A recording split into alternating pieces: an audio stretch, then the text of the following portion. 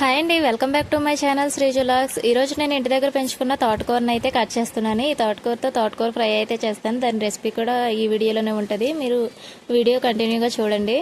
తోటకూర చూసారా ఎంత ఫ్రెష్గా ఉందో. మనం ఇంటి దగ్గర వేసుకున్న తోటకూర ఇంత ఫ్రెష్గా ఉంటుంది, బయట కొనుక్కున్న అంత ఫ్రెష్గా ఉండదేమో. ఇంకా నేను టమాటా ముక్కలు కూడా వేసాను, అవి కూడా మీకు చూపిస్తాను. తోటకూర అయితే చాలా ఫ్రెష్గా ఉంది. రెసిపీ కూడా చూద్దురు.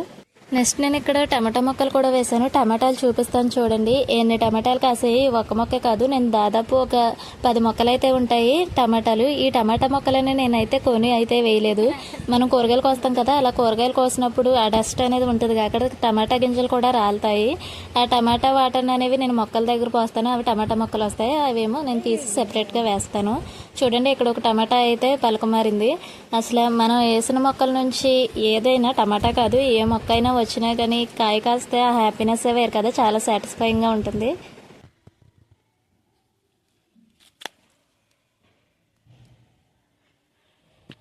తోటకూర అయితే ఈ విధంగా కట్ చేసేసుకొని నీట్గా ఒక 3-4 టైమ్స్ అయితే కడుక్కున్నాము. ఇప్పుడు స్టవ్ మీద ప్యాన్ పెట్టి కర్రీ ఎలా కుక్ చేయాలో చూపిస్తాను. స్టవ్ మీద అయితే ప్యాన్ పెట్టేసుకున్నాం. ప్యాన్ పెట్టుకుని ఆయిల్ అయితే యాడ్ చేసుకుందాం.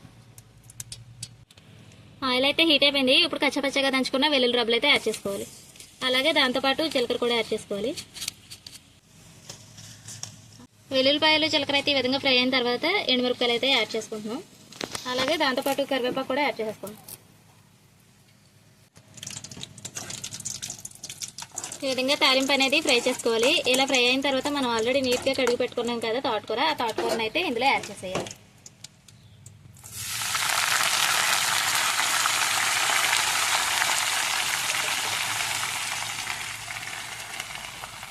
ఇలా తోటకూర అయితే ఇందులో వేసేసుకున్నాం. ఫస్ట్ గిన్నె నింపుగా ఉన్నా కానీ అది మగ్గే కొద్దీ తక్కువ అవుతుంది. మూత పెట్టి మగ్గించుకున్నాం. చూసారు కదా, ముందు మనం ఫస్ట్ టైం వేసినప్పుడు తోటకూర అసలు ఖాళీ లేకుండా ఉంది. ఇప్పుడైతే ఇలా బాగా ఫ్రై అయిపోయి ఆయిల్ చూడండి, వాటర్ అసలు లేవు, ఆయిల్ ఒక్కటే ఉంది. ఈ ఆయిల్ పైకి తేలే వరకు ఇలా ఫ్రై చేసుకోవాలి.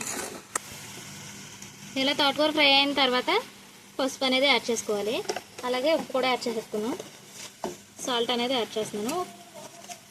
ఇలా సాల్ట్ యాడ్ చేసుకొని బాగా కలుపుకోవాలి. ఇంకా ఏమైనా వాటర్ ఉంటే అవి కూడా రిలీజ్ అయ్యి మొత్తం ఇంకిపోతాయి. సరే, ఇంకా మూత పెట్టేసుకుందాం.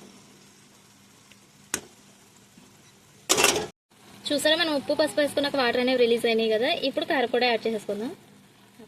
ఈ కారం కూడా తోటకూరకు బాగా పట్టేలా కలుపుకోవాలి. ఇలా కలుపుకొని లో ఫ్లేమ్లో మగ్గించుకోవాలి. ఇప్పుడు మూత పెట్టి 5 to 10 minutes అయింది. ఇప్పుడు మూత తీసి చూసుకుందాం. చూసారు కదా, ఇదిగోండి ఆయిల్ అయితే ఎలా పైకి తేలుతుందో. ఇలా ఆయిల్ అనేది కనిపించే వరకు ఫ్రై చేసుకుంటే వాటర్ అసలు ఉండకూడదు. ఇలా ఫ్రై చేసుకుంటే మన యమ్మీ అండ్ టేస్టీ తోటకూర ఫ్రై అయితే రెడీ అయిపోతుంది. చూసారు కదా, వీడియో నచ్చితే లైక్ చేయండి. అలాగే మన ఛానల్లో కుకింగ్ వీడియోస్ ఉంటాయి, ఒకసారి వెళ్ళి చెక్ చేసి నచ్చితే సబ్స్క్రైబ్ చేసుకోండి. Thank you for watching guys. By by.